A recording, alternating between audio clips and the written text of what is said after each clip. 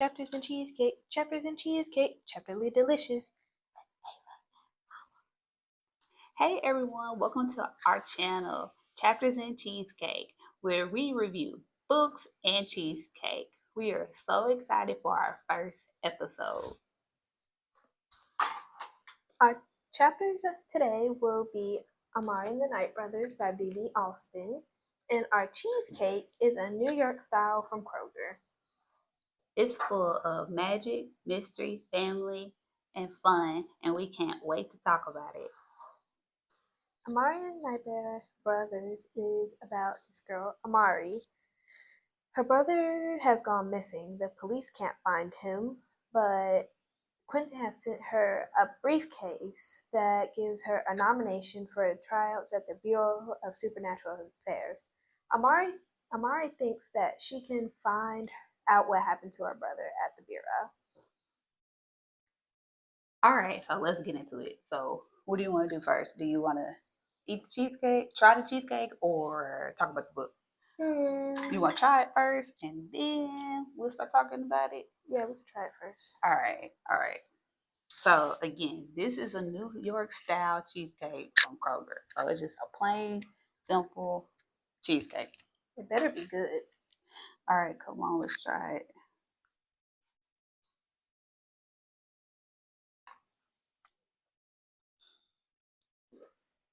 I don't know how I feel about this. It tastes like cake. It tastes like vanilla cake. Don't it? I don't know how I feel about this. What it tastes like to you? Definitely some sort of cake. It tastes more like cake. I mean, it's supposed to be a cheesecake, but still, it just tastes like a cake. It tastes like a cake. I don't think I like it because it tastes like a cake. I don't think I like it because of the flavor and texture. It tastes like a box cake. I did not know that a cheesecake could taste like a box vanilla cake. It's like they just got some like a whole bunch of cream cheese and then put it into like a vanilla cake mix. That's exactly what it tastes And like. then I tasted some of the graham cracker crust by itself. It's not even. I mean, it's at the store, but it's not even crunchy a little bit, and it tastes like a graham cracker cake. I think it came frozen too, so maybe that's the reason why it's so soft like that. But okay, needless to say, this is terrible. Don't say that.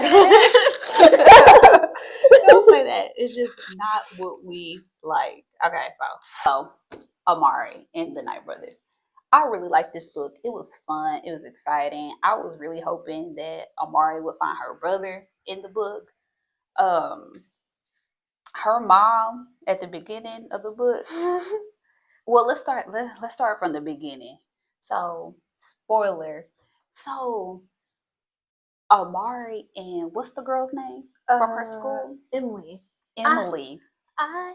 I did not like Emily just from that snippet of that chapter. I don't think she's supposed to be likable. I don't think that environment was supposed to be a good environment for like Amari in the sense of like, you know, growth and where she came from or whatever, because those people did not, well, the students there really didn't treat her nicely. Emily was the worst. Yeah, she deserved that shove. I wouldn't say she deserved it. She deserved it. She was being mean. She was being really mean or whatever. And I think I wrote down some notes. Let me see what I said about Amari. Oh, do you think that it was fair that Amari lost her scholarship? No, she basically just lost her scholarship because Emily Grant's mom was richer than them, and if she sued them, she probably win because she had the most money. And I guess, but why would they sue? Just to sue? You were not paying attention to how Emily's mom was acting. Wait. I mean, yes, I know, but did she say she was going to sue? Oh, sue for when? Because Amari pushed her. Sue for like injury or something like that? Yeah, Okay, yeah, I remember. So yeah, that is true. I remember that now. I didn't think that it was fair that Amari lost her scholarship because those girls, especially Emily, was bothering her a lot during the school year. So it seemed. So I don't think that was fair. And Emily, she didn't get any consequences, did she? Uh, she may have gotten into like a little trouble with her mom, but less trouble than she really needs to be in. Oh, okay. But I think she still deserved that shove. So that's true. But that all leads us, I guess she really didn't need the scholarship anyway because that leads us to her finding the briefcase with the nomination so she can go And, to the and the dream oh, shades. the dream, Yeah. yeah, for in the kit that she got.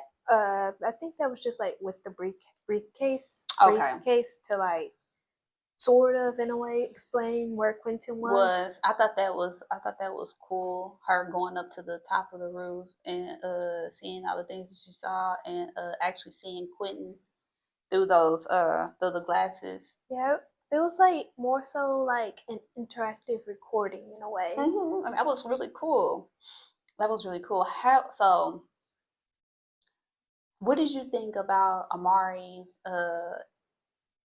in the school? Like, what did you think of like the supernatural like the program and stuff? How did you think about that? The Uh, bureau. What was your first thoughts? okay, so like when I first read it, I was like, and like when she was in the elevator with Agent Magnus and Lucy, Mm-hmm.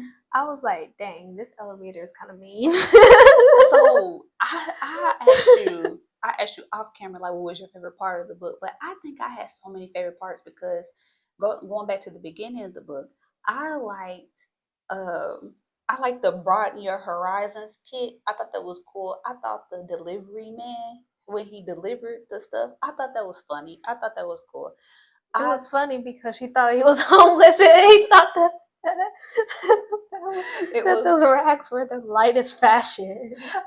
yes, you find out that they like the fashion, kind of like how what somehow people be dressing nowadays, actually. And So rags? yes, or clothes that look like rags. Yes. So Mm, I thought that was I thought the elevators were funny, and they were yeah. cool. Yeah. Who did you have a favorite elevator? Um, I'd probably say it's a tie between Mischief and Lucy. Mischief was a good one, but what I got a bad memory. But what was the Oh, elevator Whispers. whispers? Yes. That was my favorite my favorite elevator. So anyway, back to how you thought about the supernatural investigation bureau. um, Like your first thoughts, like how do you think so about it? I was like, yeah, I'd definitely go here. You would try out. Yeah. What department would you try out for? Hmm. I'd try out like for three of them. Mm-hmm. I'd do junior agent, Okay. the junior scientist, I Mm. think. Oh, okay. Um, or the creature control one. Okay. I don't know if I would try out for the supernatural bureau at all. You would. I'm not brave enough to be a junior agent. Oh yeah. I'm too I would be too afraid to be a part of the creature control. You probably get shredded to bits. Exactly. So I'll just be a supporter. I'll be the person in the real world just supporting, like knowing everything that's going on and just trying to like No, you'd be support. either if if you did go, you'd be shredded to bits. And if you I just did and yes. hold on. And if you didn't go and you knew about it, you'd still be shredded to bits or falling into the bottomless pit. Because humans are not supposed to know about the supernatural world at any like no for no reasons. No. Well, maybe I would know, and I'll just keep the secret. So, all right. I asked you what was your favorite part of the book. My favorite part of the book jumps all the way to like Oh, is it the one with director Horace? that is my favorite part of the book. I really like them being on that magic carpet. and being up in the sky and seeing the stars. In my mind, it was just like really, really beautiful. I thought it was fun. I also think that my favorite, another favorite part was the sky sprint tryouts when they were, well, not tryouts, but practicing, trying to learn how to use sky sprints. Oh yeah. I thought that was fun. You also couldn't use sky sprints. No, but maybe with practice I would be able to. Also, look, this is when she was on the carpet ride. Yeah. For the red rovers. What else that I feel that I what Elsie, her were dragon best friend. So I'm not gonna lie. At the very beginning, I suspected Elsie was nefarious. I thought she had something up her were dragon scales. Honestly, I think I didn't suspect Elsie because I feel like I just feel like yeah, I get why Elsie like would be evil. Like maybe Monroe offered to help her some way to shift finally. But I was like, I feel like Elsie wouldn't do that. Okay. Honestly, I had a whole suspect list. I was like, when we were talking about suspect list, we jumping the gun. So what was going on in the bureau for where we were like, oh my God, this person's up to no good. This person's doing this. Explain what was happening. So like here, scoot over song. Okay. Like hybrids were attacking. Which are what are hybrids? Basically, man and animal fused together. Creepy, right? And who did they suspect where the hybrids were coming from? Magicians and magicians are being people who have like a high level of magic, right? Which Amari is one of those people, right? So Amari finds out that she is a magician, and being a magician is like super forbidden. It's forbidden. Those people go to jail, right? They get locked up, thrown away, key get tossed, and everything. So yeah, so there's a lot of stuff going on in the bureau while Amari was there, hybrid attacks and everything, and they didn't know what was going on, like who was making these hybrids. They thought that it was someone named Monroe doing it, but they didn't know how he was doing it because he was in jail, correct? Yep. He was in jail. So they tried to blame it on Amari, but we know that it wasn't Amari. So I had a whole list of suspects. I said it was everybody. Yeah, I said, where's my list of suspects? I don't have it all, but I think I remember. I thought it was the were dragon Elsie. I thought it was Dylan Van Helsing. I thought it was Laura Van Helsing. I thought it was Director Van Helsing. I thought it was what's his name? Oh my God, what's his name? Describe him. I thought it was Magnus. What? I thought it was Magnus's girlfriend. I thought it was everybody because they were all acting suspicious. Okay. They were all acting suspicious. Okay. I think she just likes to put people on her suspects list because you never know. Nah, I feel like Dylan was the most sus out of all of them. Well, when you think about it, yeah, I guess Dylan was the most sus, and his sister. Sorta. She was so mean. She was Emily, but in the at the bureau, basically. I feel like if you're trying to capture someone and make them on your side, it's probably not a good idea to bully them. That's probably like the dumbest idea out there. So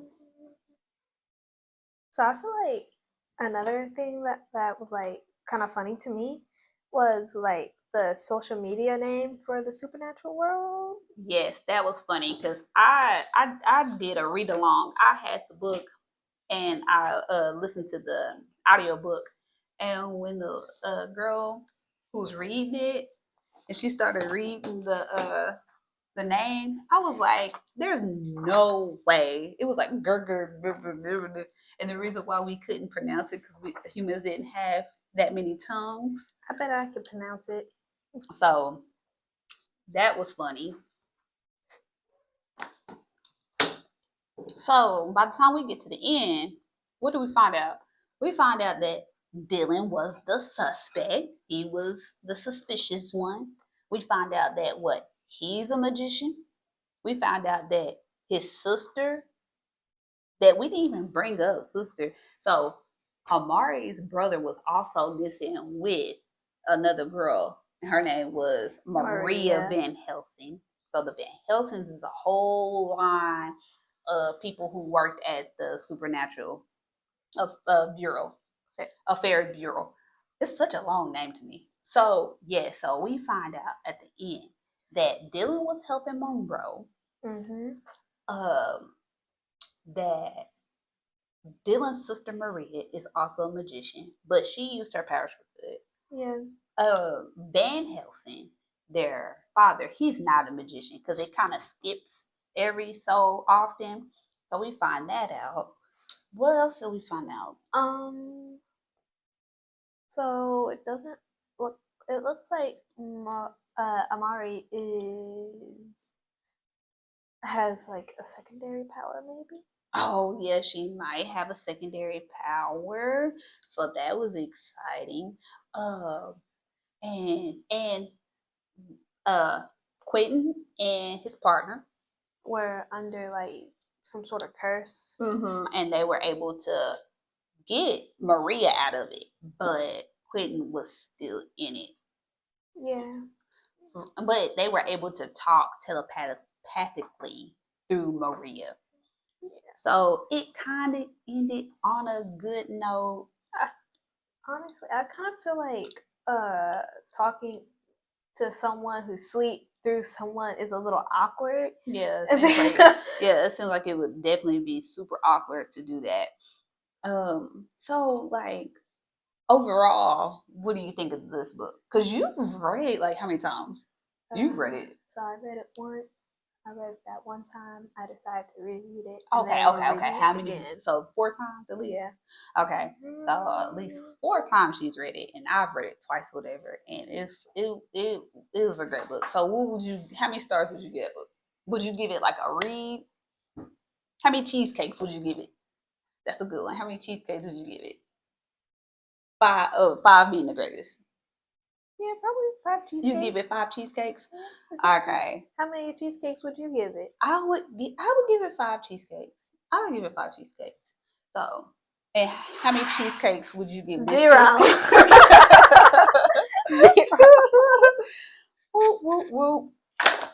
All right, guys. Thanks for tuning in to Chapters and Cheesecake. Don't forget to like and subscribe to our channel. And in the comments, let us know what book we should read next. All right. Bye. Bye.